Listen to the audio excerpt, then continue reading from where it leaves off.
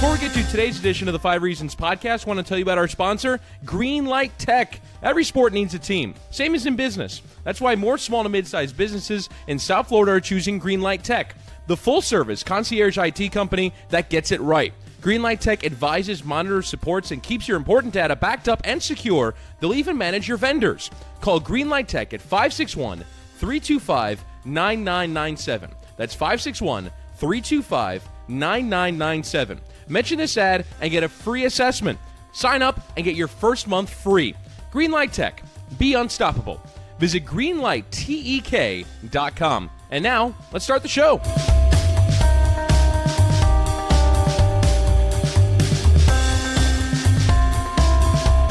Welcome into episode 55 of the 5 Reasons podcast. I'm Ethan Skolnick here as always with Chris Whittingham. Thank you for finding us. We're on iTunes. Also, if you are an Android person, you can find us on Google Play, Stitcher, CastBox, and several other apps. Also, be sure to find the other podcasts in our network. We have Miami Heat Beat. They just released an episode on Monday. Also, 3 Yards Per Carry. That's our Dolphins-specific podcast. Also, Ballscast, a little bit more of a humorous look at Miami sports, culture, politics, everything along those lines. And then this week, the debut of Chris Whittingham's pet project, Pitch Invasion. That debuts on Wednesday with an interview with the esteemed soccer writer Grant Wahl. A lot of great stuff that's coming up there as the World Cup begins. We have been bringing in guests on the podcast here regularly.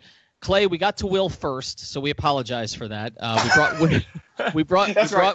I would have too, so that's just fine by me. We brought Will Manso on for an episode maybe about 6 to 8 weeks ago. We did an episode with Will. It was a multi-sport episode about where are Miami's sports stars. You can still find that in our library. It's funny, we all hyped Lewis Brinson. That hasn't worked out quite so well for the Marlins so far as the next guy. We'll see how that develops. But you work at WPLG with Will Manso, and we wanted to bring you on to talk a little Dolphins because we've done some episodes lately that have been surprisingly pro-Dolphins, actually. Simon Clancy, one of the hosts on our 3 Yards Per Carry podcast, he really liked what they did this offseason. So did his co-host, Chris Kaufman, at 3 Yards Per Carry. You do not like it quite as much. We're going to get to some of that here on the pod. We're going to divide this into 5 parts, and we're going to play over-under today to separate this from some other ones that we've done. So we're going to start here with the quarterback. We always start with the quarterback. It's the most polarizing topic on this team. And the question for you is this. Ryan Tannehill, 2 years ago, 2016, played in 13 games. The Dolphins were 8-5.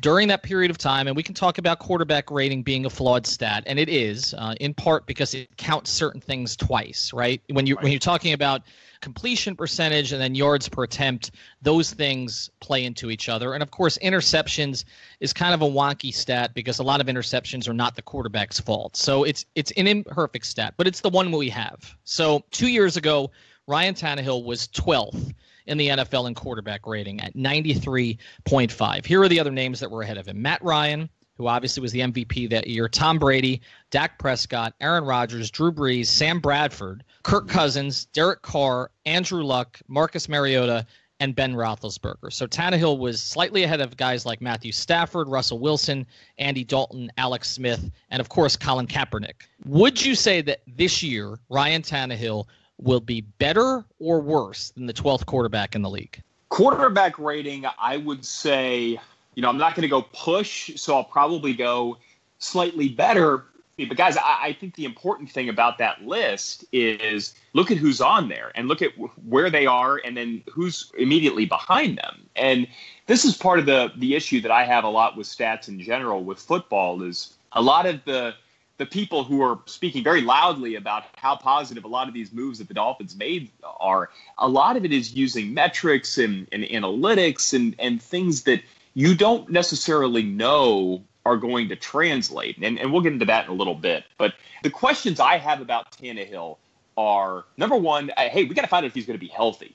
And if he's going to be able to go out there, and I'm not just talking about healthy enough to play football. I'm talking about, is he going to be healthy enough to trust that knee? Is he going to be healthy enough to run the ball and the threat of the run. It's not necessarily just the fact, all right, he's going to break off a 10, 15-yard run, but it changes how the defense approaches this team. And I think we saw that last year when Jay Cutler was out there. There was no fear of him running the football. But, you look at that list that you talked about, Ethan, and are you really taking Tannehill today over Russell Wilson? Are you taking him over Matthew Stafford? And then the guys ahead of him on that list, as you mentioned, the reason why Sam Bradford, guys like that are ahead of him on the list are the same reason why I think Tannehill will be at or over that 12 mark, because I think Adam Gase does things with his offense that play into the quarterback rating, not intentionally, but I think you're going to see Ryan Tannehill throwing more of the short passes, getting that completion percentage up, being able to move things up a little bit. And I also think, guys, that this team is going to be a little bit better in the red zone, and we can talk about why a little bit later on.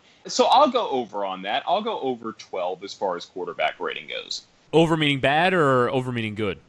Over being good. Sorry about that. All right. So the thing for me about Tannehill is I don't really view knee injuries to be that debilitating. And it's kind of odd because in a bygone era, you would have said coming off major knee surgery, coming off of having an injury and then making it worse, that I would find it to be appreciably worse. But I don't necessarily think that you're going to see a massive drop-off in athleticism or really anything else from a physical point of view. And I don't view Ryan Tannehill to be injury-riddled or brittle or something like that, because before that, the man took hundreds of hits and kept on playing and was there every week and peed blood once. Like, this is a really tough football player, and that is his greatest strength, in my opinion. So I don't think physically he's going to be hampered. I just think it really all depends on the situation around him. And so if the offensive line is much better than it's been in year previous, then that number could go over. If they actually get to running this no-huddle offense that Adam Gase has wanted to run for 2 years, then that number can go over. If they figure out a way who he's going to be throwing to in pressure situations when he's under pressure, because that was always Jarvis Landry, then I think that number can go over. So I actually don't think this has much to do with Ryan Tannehill. I think once you get past a certain level, which I think for me is like around 9, like around where Cam Newton is, then it really becomes about the external factors. And I think the Dolphins, I'd have to say, have done a decent job with drafting Gesicki, with signing a couple of receivers, with doing some work on the offensive line, signing Frank Gore. They've continued to strengthen around Ryan Tannehill, and I think that is the more important part than Ryan Tannehill himself. I'm going to go over, and by that, again, I mean better than 12th this year. And part of it Clay hit on is that, and we're going to touch more on the sort of the totality of the offense, but I think the way that they're going to use Tannehill this year is going to inflate the quarterback rating a little bit. And I think the big thing is going to be having Gesicki. If he can figure out how to use a tight end, which he really has not consistently done over the course of his career. In fact, I thought Jay Cutler actually at times used the tight end a little bit better than Tannehill did. But I go to last year's quarterback ratings, right? So the quarterback rating that Tannehill posted the year before would have actually been about the same in terms of where it ranked this past season. It would have been 13th. Okay, so if he was to produce that again, it would be about in that 12 to 13 range. But I look at some of the guys who were elevated in quarterback rating last year. Alex Smith was first, and we know that's sort of the ultimate argument against quarterback rating, right? Because Alex Smith does all of those really efficient things, but then when you need Alex Smith to make big-time plays for you in the playoffs, it hasn't been something he's consistently been able to do. But I look at some of the other names who elevated ahead last year. So you have Alex Smith, who's going to be in a new situation. Drew Brees, who's still playing at a very high level. Tom Brady playing at a very high level. Carson Wentz, we don't know what his status is going to be coming back from that injury. So it would be Nick Foles in his place.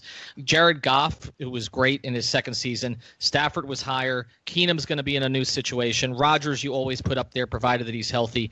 Rivers, Wilson, and then Josh McCown and Cousins. And we don't know if McCown's going to start. Cousins is in a new situation. I think there's enough guys who are, and we've talked about this a lot on the pod, who are going to be in new situations that it's going to take some time for them to kind of get a feel for it, that I think Tannehill being in a comfort zone with Gase, because even though he didn't play last year, he was in on a lot of those quarterbacks meetings. He was having conversations with Gase. Chris, you've talked about this because, again, you do the pregame stuff on the radio for the Dolphins, of you witnessing conversations that Gase would have with Tannehill in the locker room, that there seems to be a real trust there. We saw in this offseason, and I know Clay wants to touch on this more, that they ultimately stayed with Tannehill when there were other directions that they could go. And so I think that comfort level between Gase and Tannehill is going to allow him, provided he's healthy. And I don't have a lot of concerns about the knee either. He got it fixed. As Chris mentioned, he's an incredibly fast healer. He's taken a lot of punishment. I think he can be top 10 this year. I really do. I think probably the bottom half of the top 10, but I think he can be top 10. Now, I know there's one point you wanted to make, Clay, and I wanted to get to it, which was that you don't buy the idea that they were comfortable with Tannehill all along, right? No, I don't. And real quick, I want to go back to what Chris said and what you just alluded to as far as Tannehill being tough. I don't know that that's necessarily always a good thing. Go back to the draft, and we're going to talk about the draft in a moment. But one of the big knocks on Josh Rosen was maybe he was a little too tough for his own good. There were times when he would sit in the pocket a little too long. And I think what we've seen with Tannehill over the years is there are times when he's got to get rid of the football. And this is something that's been a consistent problem with him, that there are times when his pocket awareness just is not very good. And yes, give him a ton of credit for being tough. But after a while, guys, those hits take their toll and they add up. And he's going to be 30 years old. And I think that just assuming that after years of taking the punishment, and then again, after missing 20 straight games because of, we can argue whether or not it's one or two knee injuries, but a debilitating knee injury nonetheless, that he's just going to come back and then all of a sudden is he going to be better when it comes to pocket presence? Is he going to be able to withstand those hits even more at an advanced age, hitting the age of 30? Not that 30 is old, but hey, I mean, we've all been there. Well, Chris, maybe not you yet, but we've all been there when we get up to that age and we haven't all taken those kinds of hits though. And it does start to take its toll a little bit. But I think the point that I really had with the draft, and I want to go back to the night when they drafted Minkah Fitzpatrick. And by the way, I love Minkah Fitzpatrick. I love the players that they got at the top of the draft, and I'm sure we'll talk about that more in a little bit. The night of the draft, after Chris Grier came down and was addressing the media, I think it was the final question that he was asked, one of the final two or three, was once the quarterbacks started falling, I think the implication there was we know that they may have liked Josh Rosen. I don't think Josh Allen was really on their radar. I think Rosen was likely the one. But when Chris Grier was asked, when the quarterbacks started falling, did you make calls to teams in the top 10 about moving up for one? And his response was, yes, we made a couple of calls, but it didn't get very far because they wanted too much and they knew what you were coming up for. In other words, they knew you were coming up for a quarterback, so they were going to charge you a lot. Well, I don't really know what's a lot. We don't know what teams were asking the Dolphins for. What we do know is that the Cardinals only had to pay a third and a fifth to move up 5 spots from 15 to 10 to get Josh Rosen. But the thing that really stood out to me, you're not calling teams in the top 10 about a quarterback if, number one, you are comfortable in your current quarterback situation, in other words, Ryan Tannehill, whether it's health, whether it's ability, whatever it might be, and number two, there's a quarterback there that they were convicted enough that they were making calls about. And guys, I'm not going to be one of these guys that's going to sit here and act like I've watched as much film as these guys have. They've forgotten loads and loads more football than I or any of us will ever know. I think it's silly when people say, I know more, I know better than these guys. I'm never going to do that. But when you're telling me by that action that there was a quarterback that you had watched enough, that you had studied enough, that you liked enough to make calls about moving into the top 10 about, and when you're making those calls, it's telling me that you're not confident enough in your guy, and you're confident enough in one of those other guys, and you didn't make the move. And to me, it kind of goes back to what we've seen with the Dolphins for years and years and years is you're not going to find that guy if you're not willing to make the big move. And I understand they took Tannehill a few years ago, but I think you have to look at this objectively and say, can we get to where we need to go with the current quarterback situation? And if you're not convicted enough that you're making calls into the top 10 to move up, I think the answer is no. And at that point, you kind of got to hit the reset button. So the joke that I made on the pod, and I'll make it again here, was I really like all the players the Dolphins drafted. I think it's going to be just perfect to get them back to 8-8. over time. And I think that's kind of where they're at, guys. And I think I see now, again, coming from elsewhere, coming from out of town, and seeing what Dolphins fans have had to deal with for years and years and years is this, I think Armando Salguero called it the treadmill of mediocrity. Well, I'm going to call it the vicious cycle of 8-8. Congratulations on naming the episode, by the way. That's definitely what it's called. The vicious cycle of 8-8. We can't go with anything else. All right, let's get to part 2 here, and let's branch out a little bit from Tannehill. Obviously, he's a part of this, but I'm going to give you some numbers, Clay, and then we're going to set an over-under number and see if you go over or under on this one. Here's where the Dolphins have ranked in yardage, not points, because obviously other things go into that. You can score points on defense too, but here's where they've ranked in offensive yards over the past few years. This is out of 32 teams. 25, 24, 26, 14, 27, 27, 22, 21, 17, 12. That was Chad Pennington's year, the year that they won the division. 28, 20, 14, 29, 24, and then 15, 21, 26, and 20. That goes all the way back to 1999. There's no top 10 finishes in there. There's not even a top 12 finish in there. And yet that's where I'm going to set the over-under here, Clay. Can this offense, and they've made a few changes, right? No Jarvis Landry, so you take out a ton of targets there. Enter Danny Amendola to work some out of the slot. They'll use Kenny Stills out of the slot as well. Enter Albert Wilson as another receiving option. Devontae Parker hopefully coming back completely healthy this time. They add Gesicki at tight end, replacing Julius Thomas. They make a couple of changes on the offensive line. Pouncey is out. Sitton and Kilgore are in. Take a look at that in totality. Would you go better or worse than 12th in the league in yardage? I'd probably go slightly worse. And again, I think that this is going to be one of those ones where it's lies, darn lies, and statistics. I think they're going to rack up some meaningless yards because I think they're going to be trailing a lot in games because I think the defense is not going to be very good. And I think that they're going to be throwing the ball around a bit, which is what's also going to elevate Ryan Tannehill's quarterback rating. And I think that the yards are not necessarily going to be a problem because I think they're going to come at times when they're already behind and they're not going to be able to run the ball. This team a little bit reminds me, and full disclosure here, I was born in Louisiana before moving to Virginia. So the two teams that I follow really, really closely are the Dolphins because I cover them, and the New Orleans Saints. So I followed the Saints for years, and we've been fortunate enough to have a quarterback in Drew Brees who is always going to perform at a high level. But I remember a few years ago, they got a little bit stuck in passing the ball a bit too much. And they didn't have a really good running game, and they had an awful defense.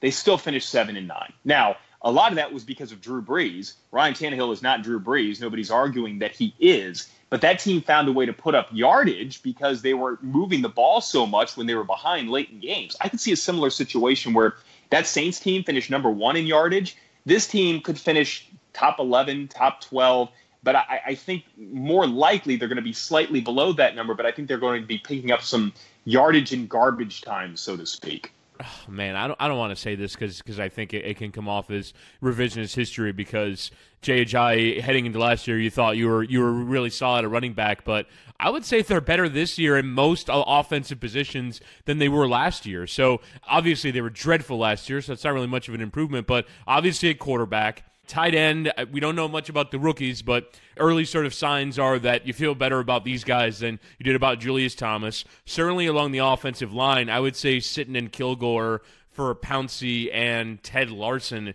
is an upgrade, and hopefully you see improvement from James and from Tunsil. At wide receiver, man, I think just having cover for Devontae Parker being bad rather than having to rely on Devontae Parker is an upgrade. I'm not going to say that you upgraded in like-for-like replacements on Jarvis Landry, although you can make the argument that in the aggregate you'll be better. But, yeah, I would say in most areas on offense they've improved from a talent point of view. And if Ryan Tannehill quarterbacked the team last year, I would say they wouldn't have been in the 20s. It would have been in the high teens. So I would say maybe they can get to around where you've set the over-under, which is 12 or 13, just based off of aggregate talent. But what you need to see, though, is Adam Gase really having a major impact on this offense. And I don't think we've seen that. Even in the year that they did get to the playoffs, it wasn't because they were that great offensively. It's because they played a lot of close games. They won a lot of those close games, but they played a lot of close games. And I feel like I want to see what, frankly, we haven't seen. And when you list all those numbers, Ethan, it was just so depressing to hear the amount of times they're in the teens and they're in the 20s, because they're just not exciting. They don't have any firepower from an offensive point of view. And I think they have the potential to do that, but because I haven't seen it be put together in 20 years, I think I'm going to go under. Yeah, I'm going to go under also. And just, again, to sort of give you a sense of how long it's been since they've had an offense better than top 12 in yardage, O.J. McDuffie, who's joining our network to host the Fish Tank Dolphins Tales from the Deep pod, was their leading receiver the last time that it happened. It was 1997 with Marino at quarterback and Kareem Abdul-Jabbar, the other Kareem Abdul-Jabbar, the former Sharman Shah, in their backfield. So it's been so long that even though I agree with Chris that their offense, I think, will be better. I think one of the reasons it'll be better, as much as I admired Jarvis Landry as a player, is they were just too dependent on Jarvis Landry. This is going to force Adam Gase to go to more multiple formations. I think he has the personnel to do it, and to use a different kind of game plan than just running 12 bubble screens, because that's basically what the offense had become. And if Tannehill can figure out how to use a tight end, he has a guy who is more athletic than anybody he's had at that position so far, even more so than Charles Clay, who he was able to utilize a little bit when he was with Miami in Gesicki. So I think that helps. And I like their backfield. Frank Gore's not going to break a lot of runs at this stage, but he's a professional runner who's going to get you 3 to 4 yards just about every time if there's any room there. And as Chris has mentioned many times on the pod, Kenyon Drake was a top 10 running back at the end of the season. Like the games that he played in, after he took over from Ajayi, he showed a lot. So I think they have some options in the backfield. I think they'll be better offensively, but I think expecting them to go from, say, 25th in the league to 11th, when this franchise has never done that, or has not done that in more than 20 years, I think is a lot to ask for. We'll carry on with the show in just a moment, but first, a word from another of the podcasts and the 5 Reasons Sports Network. Welcome to the Heat Beat Podcast. I'm your host, Giancarlo Navas, and in this week's episode, we welcome Manny Navarro of the Miami Herald. It's the first time he's been on with us in the 5 years that we've been doing this, and Manny Navarro had some interesting things to say about Dion Waiters. The last time I saw Dion, I want to say it was like early March. He was hanging out in the locker room, and he looked like he put on a few pounds. So I know you guys are all excited about that. Great. It looked like he hadn't been running a whole lot, which, you know, I guess you can understand that considering he had ankle surgery. But it did look like he'd been enjoying, like, nachos or something. Catch all that and more on the Heat Beat Podcast, now on the 5 Reasons Podcast Network. And look out for a new episode every Monday until the NBA playoffs are over. You can check us out on Twitter at MIA Heatbeat for all the latest updates and info. This week on the first ever edition of the Pitch Invasion podcast, we talked to the SI soccer writer, Grant Wahl. Beckham has been so publicly involved with it that I don't think either side wants it to fail and not happen. But they see the demographics of Miami and how they've changed in the last 10 to 15 years and how it's even more of a South American community than ever. That theoretically should translate into success for a soccer team. It's been a chore for a long time, but at this point, I certainly think it's going to happen, but it's never as easy as you think it's going to be. Subscribe to the Pitch Invasion Soccer Podcast on iTunes, Google Play, or wherever you get your podcasts. All right, let's move to the defense now. You know, the defense over the years for the Dolphins has posted some better numbers. I'll just give you some of these here over the past, say, 15 years. This is in yardage ranking: 16, 29, 25, 12, 21, 21, 15, 6. That was back in 2010.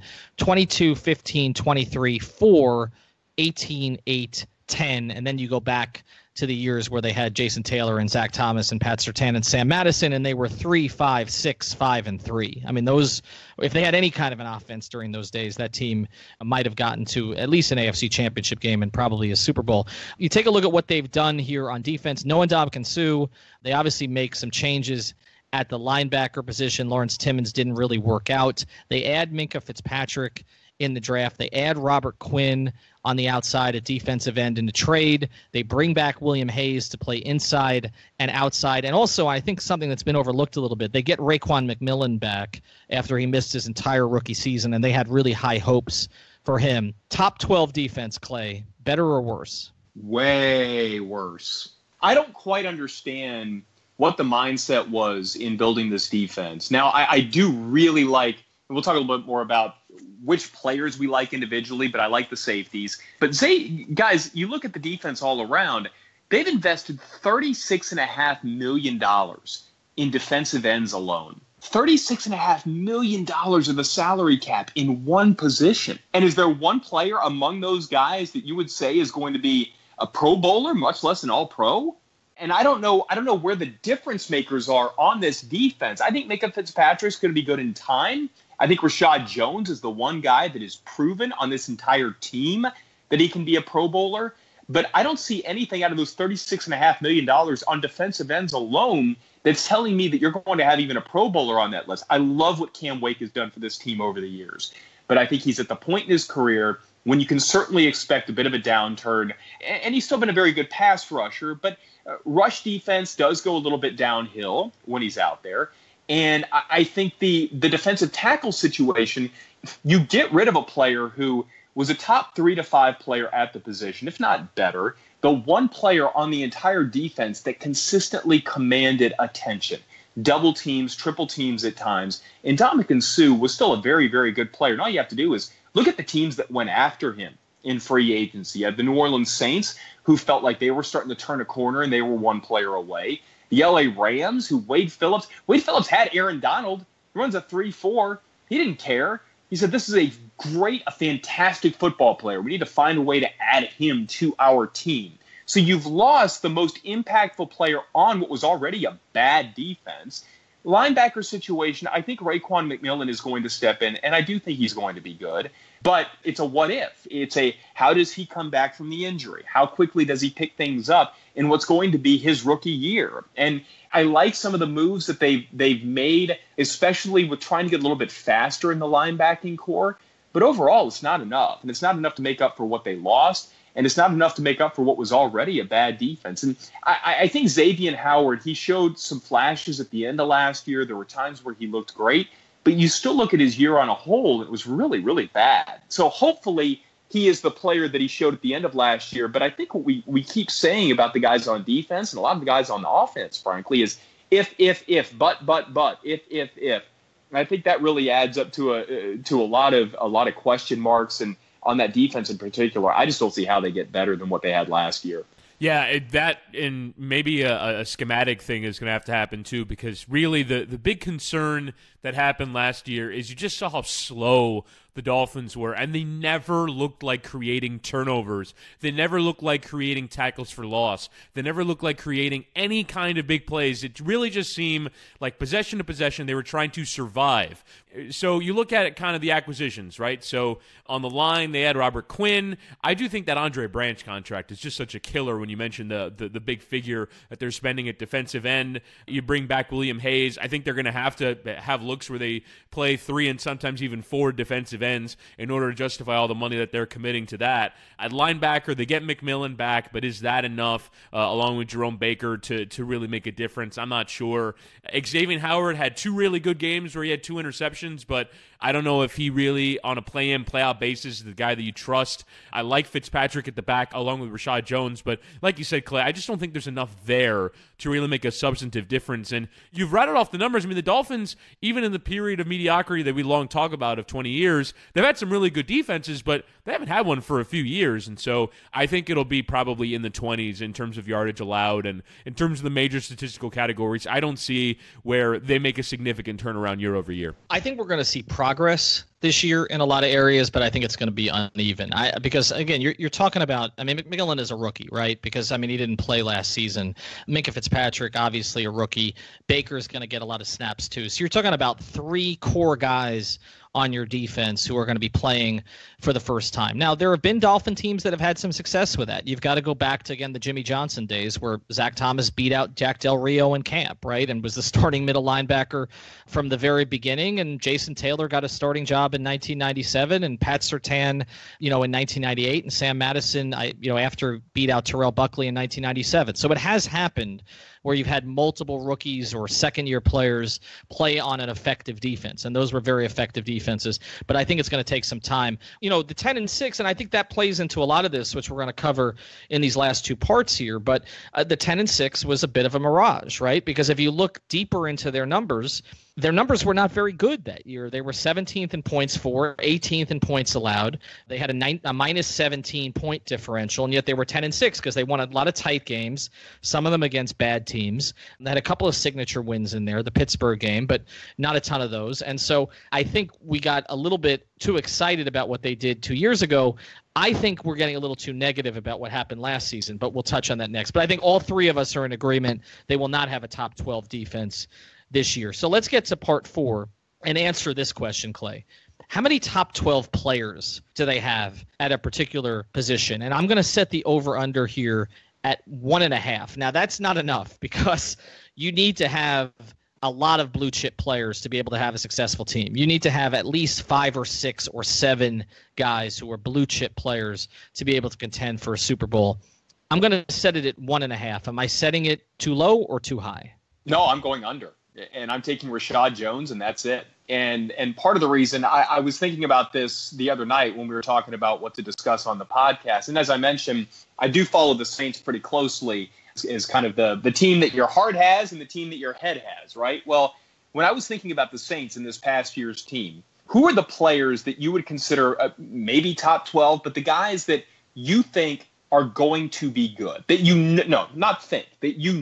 are going to be good, as long as they're not injured, and we're going to remove injuries from the equation for the sake of discussion. But the players on that team that I know are going to be good: Drew Brees, Michael Thomas, Alvin Kamara, Ryan Ramczyk, Teron Armstead, the 2 tackles, Marshawn Lattimore, and Cameron Jordan. So that's 7 right there. It's that Jeff Ireland management style that really has them booming.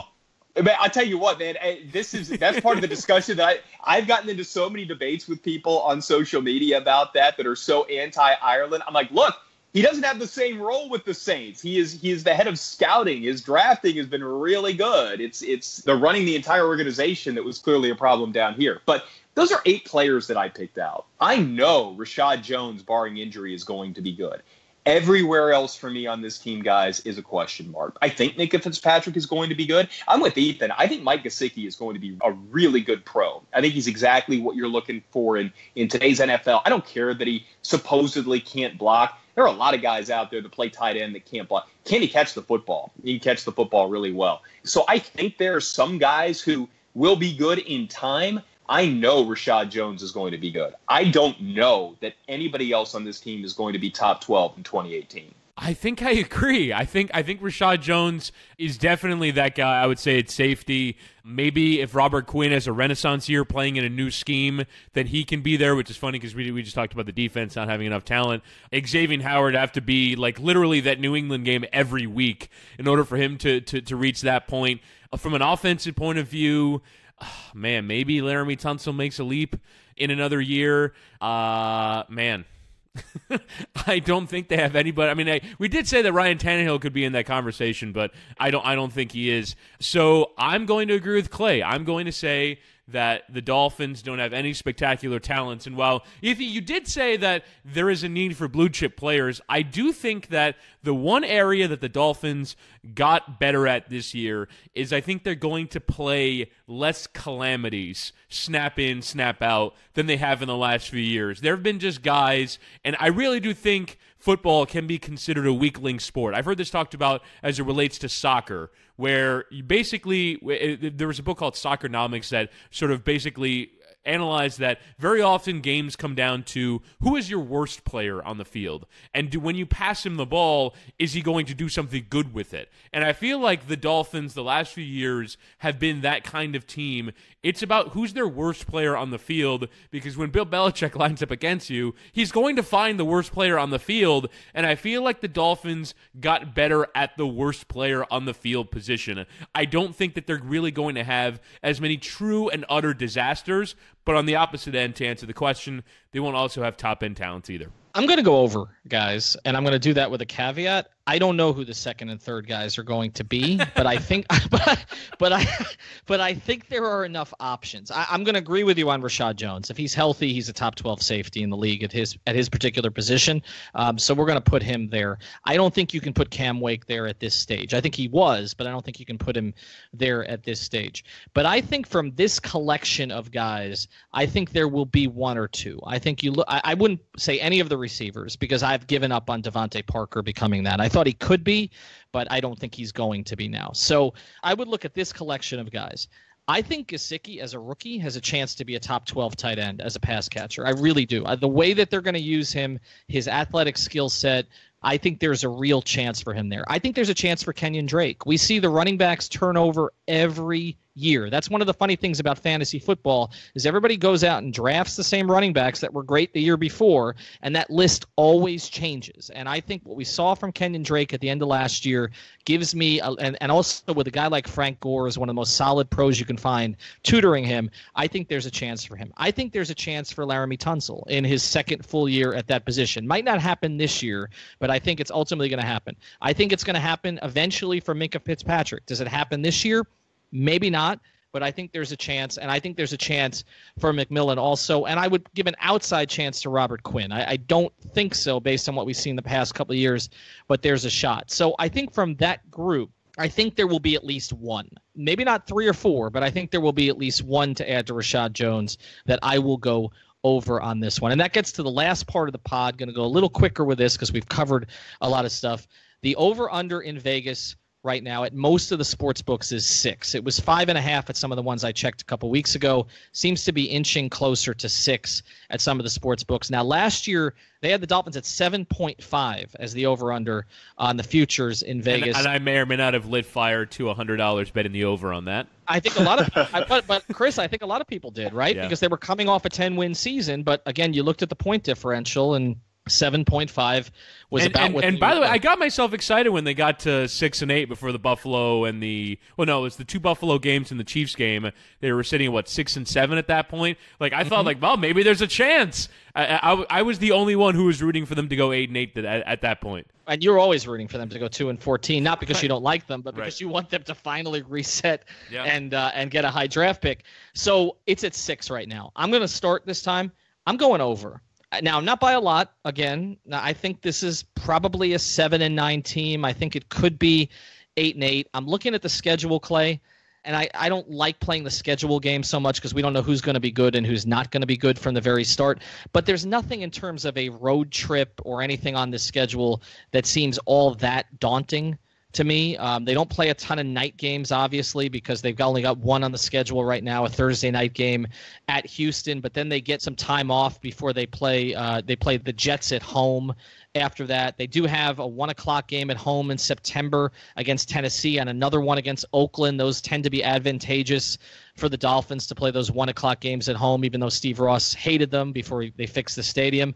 They play New England on the road early in the season as opposed to late, which is better from a weather perspective. And also Belichick's teams tend to get better as the year goes on because he puts in more and more stuff. They finished the season in Buffalo. That's not ideal. And they have a game in Minnesota December 16th. But again, that one could be covered. So taking a look at all of that, Clay, I'm going slightly over. Where do you go? Well, I'm with you on 7 and 9. 7 and 9 is what I'm picking them now. 7 and 9 is what I'm going to pick them when we get closer to the season, barring any sort of injury. But again, that's presuming health.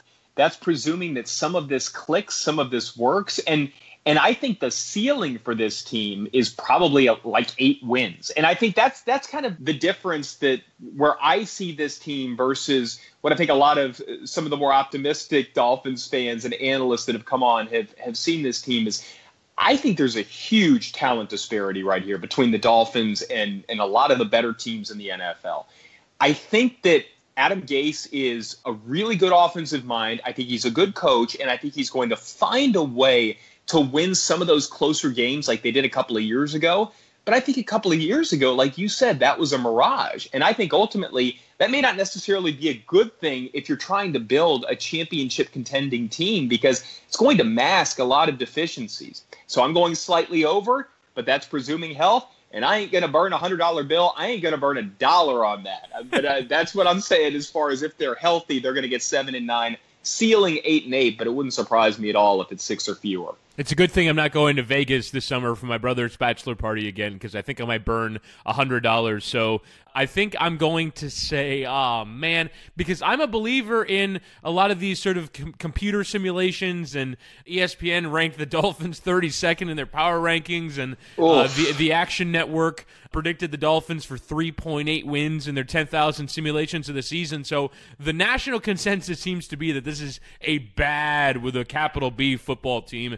I am going to go heart over head here and say that I thought that last year they were a 6-win team with the worst quarterbacking situation in the league, or at least somewhere close. And so just in the improvement at quarterback, and for me, not a ton of drop-off anywhere else, even with Sue going, even with Landry going, I don't think the rest of the roster has really taken that much of a hit. I'll say they'll win 7 this year instead of 6 a year ago. So we all have them in the same place. And that's the biggest thing for me, Chris. Again, 6-10 with Jay Cutler. I mean, and fails. Like the whole thing was awful. It was awful. And Cutler was a disaster, and we kind of expected that. And that was a decision, looking back, the $10 million that they just shouldn't have made. So, Clay, look, you thought you were going to be the most pessimistic, and we're all going over on the 6 wins. So that means they'll go 4-12. Clay, we appreciate we appreciate you joining us again. Catch him on Local 10 WPLGs there with Will Manso. Also, Dookie Lang is a friend of the program, too. They do great stuff. Check out the Miami Sports Pod. You can find that on iTunes and all the other places that you find us. They do some creative stuff. Clay, great to have you on with us today. Hey, boys, love what you guys are doing. There's a real place in the market for this, and I love how you guys are shaking it up by doing a bunch of different segments. So all the success in the world, and I'll talk to you guys soon. All right. Thank you, Clay. And again, check out our library. Got a couple of great episodes that are in there from the past week. If you want to hear about the history of 790 and Le Batard's show, that Stugatz episode is a must listen. Also, we talked to Ken Levicka, Evan Cohen recently from up in ESPN West Palm. And we did an NBA episode with Sekou Smith, which you can find about the Western Conference Finals. Talk to you soon.